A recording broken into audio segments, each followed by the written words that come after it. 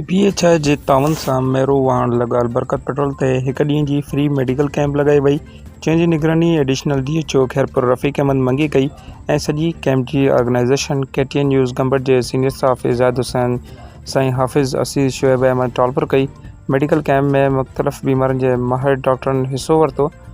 डॉक्टरनि में शामिल डॉक्टर कामरान मंगी, इमरान रसूल ऐं ॿारनि जे डॉक्टर बख्तियार बंबरू ऐं औरतुनि जी बीमारी जी माहिर डॉक्टर तहमीना ज़हर टीम जो हिस्सो हुआ। DHO रफ़ीक मंगी मीडिया सां ॻाल्हाईंदे चयो त इंसान दोस्त त उहो अलाह जो दोस्त। असां वटि मुख़्तलिफ़ बीमारियुनि जा केस आया जिन जो फ्री चेकअप करे असां फ्री दवा ॾिनी आहे।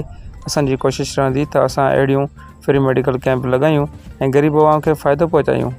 आख़िर में कैंप ते अवाम डॉक्टरनि जी बहितरीन मैनेजमेंट ते सहाफ़ी इज़ाद हुसैन जामणी जो शुक्रिया अदा कयो ऐं मीडिया ऑफिस जी टीम जी साराह कई।